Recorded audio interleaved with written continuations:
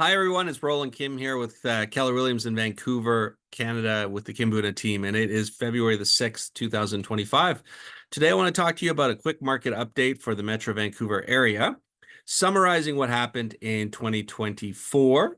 December finished with 1,765 transactions, made a yearly total of units sold in the Metro Vancouver area or in the Vancouver Real Estate Board of 26,561, which was about a 1% increase over 2023 numbers, where they had an annual total of 26,249 units sold year long. When we look at what happened in February, just a few days ago, February ended with 1,552 transactions in the Vancouver Real Estate Board, which represents an 8.8% increase versus January of 2024.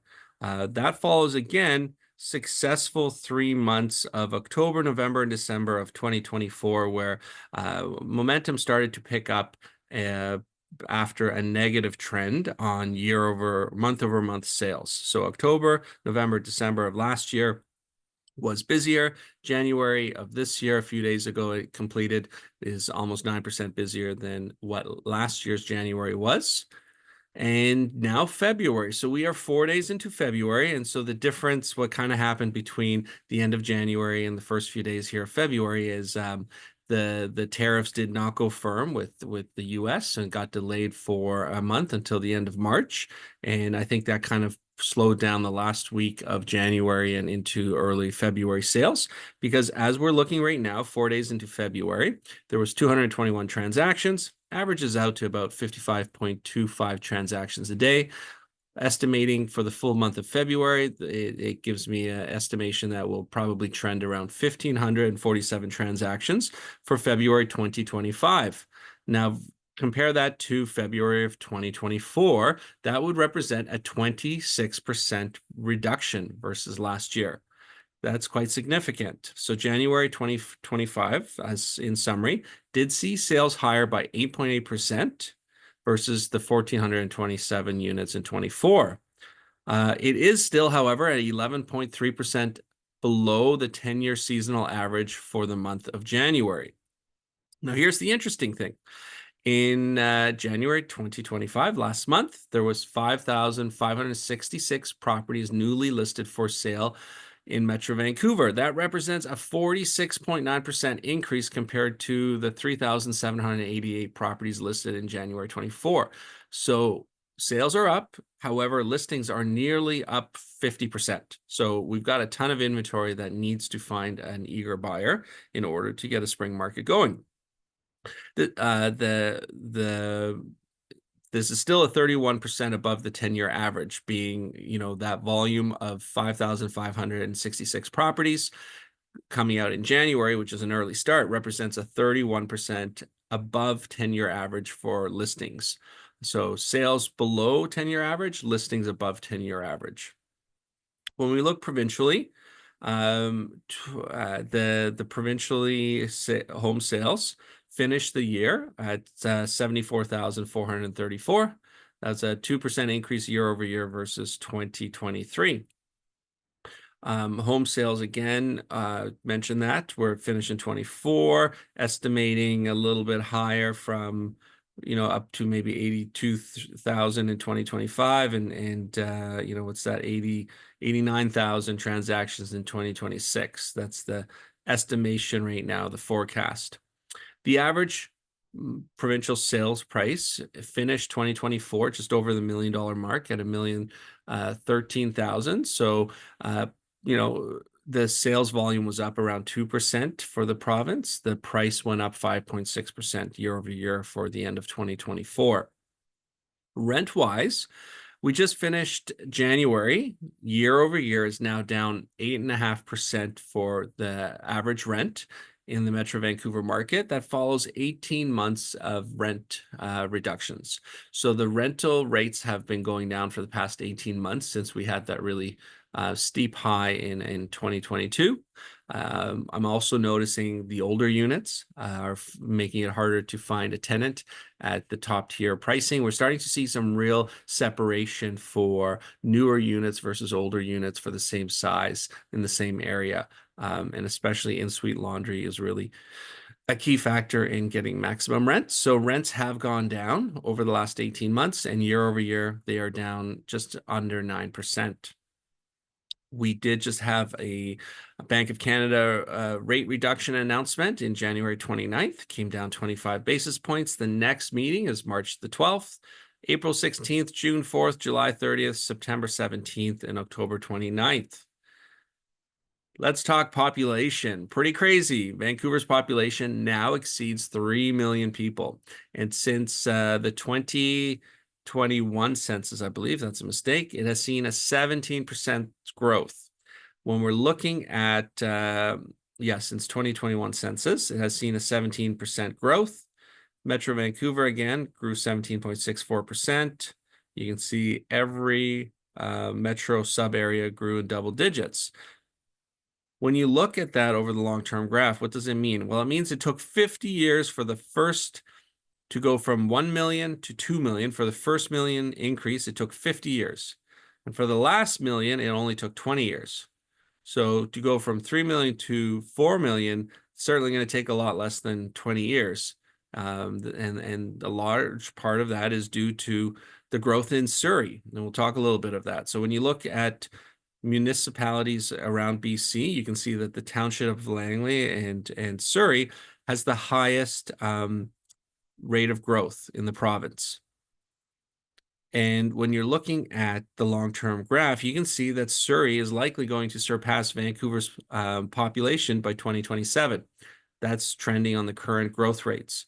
So the growth rates from 2025 and beyond, when we exfoliate that, it's estimated that in 2027, Surrey will be a larger city than Vancouver. Surrey will be number one by population growth. The provincial forecast, this graph was designed before the tariff scare. So certainly tariffs have been delayed and hopefully bluffing and hopefully not coming into effect. But it's definitely impacting people's comfort level and the whole stop and go mentality for businesses. You know, it's causing some real concern. And so should tariffs come in at the end of the March, that would spell a real concern for the real estate market, and entrepreneurial business all year long would suffer, would put us into a recession for sure. But me personally, I don't think that's going to happen. I think the U.S. and Donald Trump is kind of bluffed his way into a position where he's getting his two big items addressed. And I think that tariffs won't happen. But if they do happen, that really will impact our GDP growth in 2024. All these economic outlooks, again, were done at the end of last year, just a short 6 weeks ago, but so much has changed in 6 weeks now about the tariff talk. So we have low growth, GDP growth estimated in less than 2% for 2024, but and just 2.5% in 2025.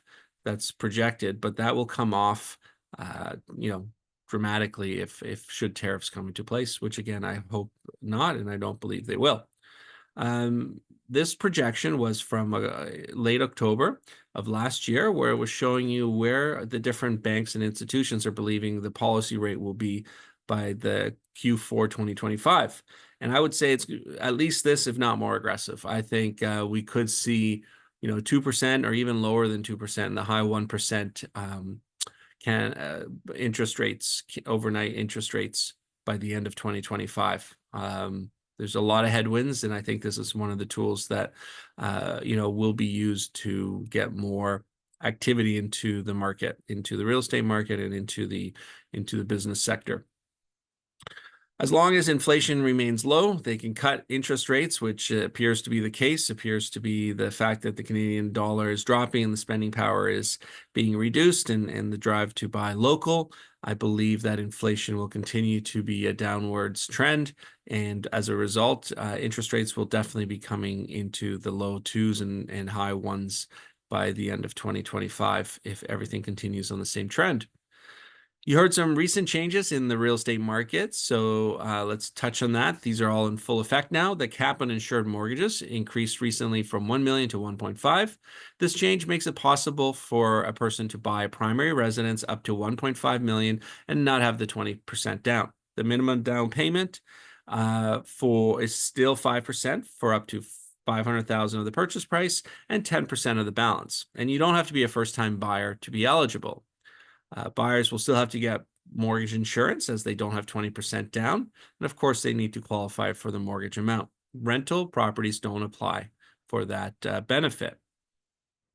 All right, the other change is we have a 30-year amortization available on insured mortgages for first-time buyers or on new builds. This will help increase the buying power, of course, for first-time buyers, and also help in moving some of the pre-sales and providing people to amortize the mortgage over a longer period of time, which the previous max was 25 years. Now we're going back to 30. Keep in mind, when I started 15, 16 years ago, amortization periods were 40 years, and we were offering cashback mortgages where people were buying properties with 0% down. So we are in a far more fortified and safer financial environment than we were 16 years ago. BC housing outlook. So we touched on it a little bit. Provincially, we finished just under 74 or on 75,000, like 74,000 and change. We're estimating that we'll get close to 85,000 transactions moving in 2025, still, well below the 10-year average.